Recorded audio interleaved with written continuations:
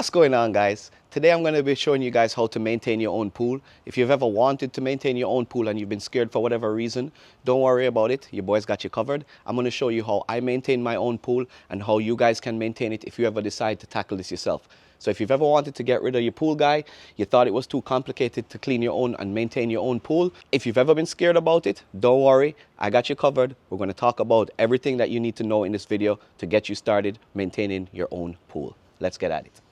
Hey guys, welcome back to the channel. If it's your first time here, welcome, and to all my long-time subscribers, welcome back. Now guys, listen, today I'm going to talk to you guys about maintaining your own pool. If you haven't followed me in the past, you know that I recently got a new pool, and of course I'm tasked with doing the maintenance myself, and I'm going to talk to you guys about how you guys can do this yourself if you guys ever wanted to. Now listen, pool maintenance is not complicated as long as you follow the 3 C's, and I'm sure you've heard this all along. Cleaning, circulation, and chemistry. Those are the 3 things that's going to keep your pool crystal clear, and those are going to be the building blocks that are going to make your life easy.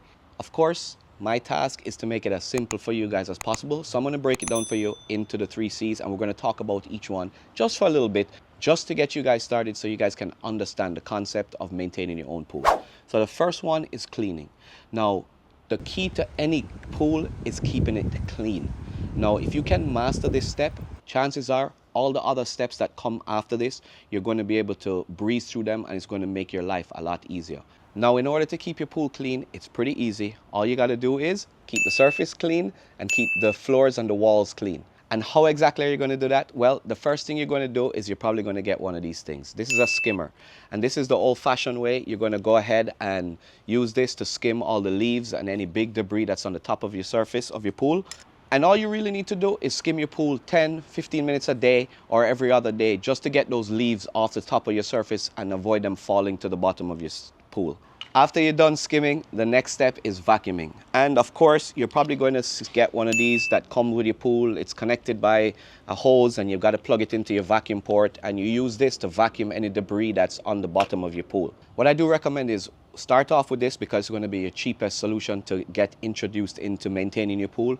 However, there are better options out there. You can invest in a robot skimmer, which is powered by the sun, which is what I have. The model that I use is the Hyper Surfer S2, and this thing is great. It's powered by the sun. You drop it in your pool, you leave it here, and it skims and keeps your pool clean. And you can leave it in your pool for the most part all the time because it will be charged up by the sun, and it will get all those corners that are hard to reach and clean your pool pretty good.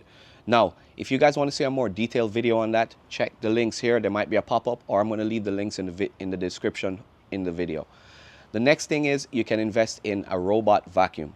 Now, there are tons of them out there on the market, but these things are powered by AI. They'll map your pool. You can schedule them to clean 2-3 times a week, or you can just drop it in the pool and let it clean, and it will do the water line, it will do your walls, it will do your floor, and it will get all those fine debris, large debris, sand, stones, whatever you have in your pool. These things are good enough now that they'll be able to vacuum everything up. So you don't have to worry about it. Right now, it's automated. They even have handheld vacuums that you can use to vacuum those hard to reach areas, like if you have a spa or a shallow tanning deck, you can use these. Again, I use all of these. I'll leave them in the description if you guys want to tackle that. But I would recommend going this route once you've started maintaining your own pool and you want to make life easier. The next important thing in terms of cleaning your pool, which is going to lead us into the circulation portion of this video, is your skimmer. If you guys have a skimmer basket, keeping this clean is essential because the more clean water that can get to your pump is the easier your pump is going to work, and it's going to be better for your pool maintenance. And cleaning your skimmer basket is easy. All you really need to do is open up the skimmer port, remove the basket, and then all you have to do is just either knock this thing out or rinse it out with a hose. And once you're done, you stick it back in and you're good to go. And with that, you've covered the first C, which is cleaning. Now, let's go on to the next step, which is circulation. Now, let's talk about circulation.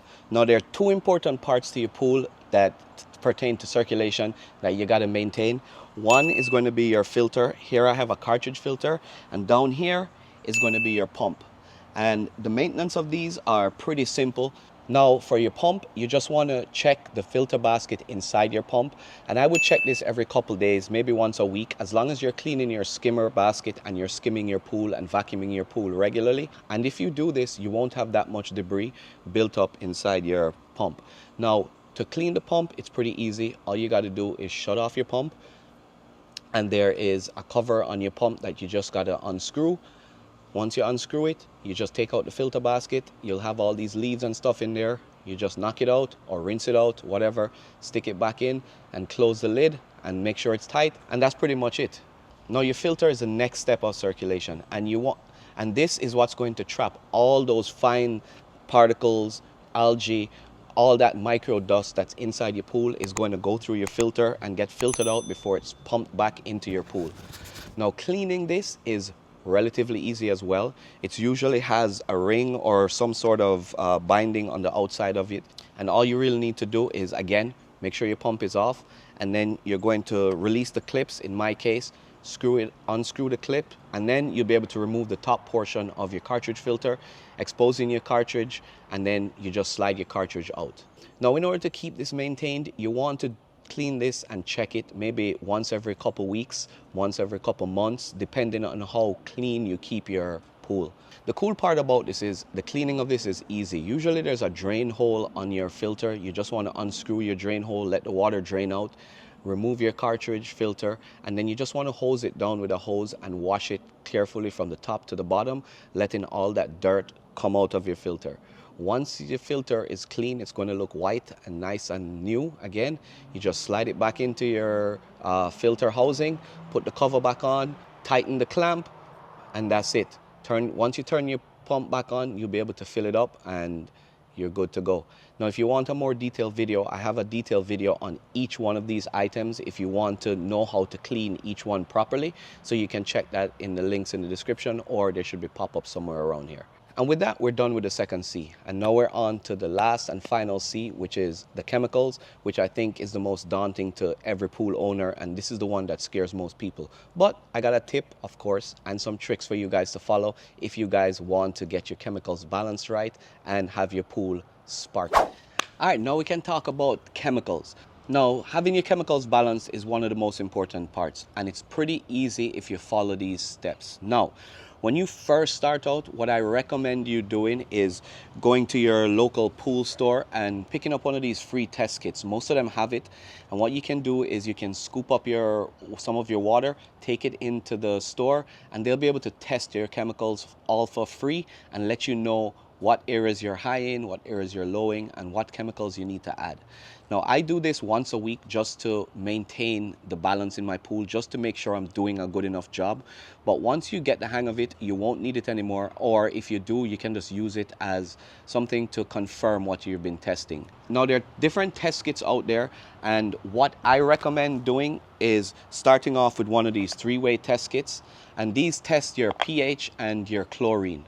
Now, these are pretty easy to use. All it is taking a water sample, adding a few drops to each side, give it a shake, and then you'll be able to compare the test chart to see what your pH levels and what your chlorine levels are. Now, they recommend that you keep your chlorine levels between 1 to 4, with 3 parts per million being the ideal sweet spot. So I try to keep mine around that area at all times. Of course, if your chlorine is too high, you're going to want to obviously stop adding chlorine. Or if you have a salt generator, you want to turn off your salt generator. If your chlorine is too low, obviously you want to either add more chlorine tablets, or you need to boost and set your chlorine generator to boost to add more chlorine just to bring the levels back up. Now, as far as your pH goes, if your pH is too high, what you want to do is you want to use a pH decreaser or muriatic acid, which is what I use. And if it's too low, you want to get a pH increaser. Again, you can follow the directions on how much to add, and as time goes by, you'll get better at adding and knowing how much to add. Another thing to monitor your levels are these test kits here. Now, these test strips are pretty good. You'll be able to monitor your total hardness, your free chlorine, your bromine, your total chlorine, cyanuric acid, total alkalinity, and pH. So this test strip is an all-in-one for all the chemicals. Now I use these sometimes just to make sure that my pool is in balance, but for the most part all I'm adding is muriatic acid to lower my pH and monitoring my chlorine levels. Now I have a salt cell which generates chlorine, so it's a little bit different for me. I can either turn mine on, turn it off, or boost it to add or decrease more chlorine as I need. Now these test strips work pretty good. They have these included strips here, which all you need to do is just dip them in the pool, and then you hold them up and compare them on your bottle, and it will tell you what the levels are, and that way you'll know how much to add or how much to decrease depending on what levels you're trying to monitor. As you get more advanced, you can get into test kits that are like these 5-in-1 test kits. They have a bunch of them, but I recommend that once you start off, I would start off with a simple 3-way test kit like this, maybe the test strips, and going to your local pool store to have them test your water. Once you start maintaining your pool, especially if you have a saltwater pool, I would invest in a salinity reader, and this will test how much your salt level is in your pool. Now, if you don't know, a salt pool is the same as a chlorine pool. All it does is it uses salt, and it uses a chemical reaction to generate chlorine to add to your pool. And it does it all with a salt cell, and it does its own thing. However, making sure that the right amount of salt in your pool is important. So what I usually do is I take my sample to the local store and I'll have them test what my salinity is. Of course, I want to play it safe. I also use a test device which tests the salinity in my pool just to corroborate if what they're telling me at the pool store is accurate. And I also have an indication on my automation for my salt cell that tells me the salinity. So with this information, I can check to make sure that what the pool store is telling me is what my actual salinity is. And that's it. Those are the 3 C's. Now, if you want to maintain your own pool, this video is a good starting video, and it will get you pointed in the right direction and show you how I do it. Now, let me talk to you about how often you should be maintaining your pool and how much time you should be spending on each one of the C's. So the first thing is your cleaning. What I like to say is, I come home from work and maybe 15-20 minutes I'll check my pool to see if it needs skimming. If it needs skimming on the surface, I'll skim it. And I try to do this every day, if not every other day. Now, what I have found is I use a robot skimmer, and the one I use is from Hyper. They have a bunch of different ones, from Beta, from Dolphin, from Beatbot. They have a bunch of different ones. I can only recommend what I use, and right now I use the Hyper, and I also have a Beta that I use as well. This thing is awesome because I can just drop it in the pool, and every couple of days I'll check it if it needs cleaning, and if it does, I'll pull it out, empty the basket, rinse it out, toss it back in. As far as vacuuming, again, I use a robot cleaner, and I would recommend investing in one of these things. The one I use right now is the Hyper X1.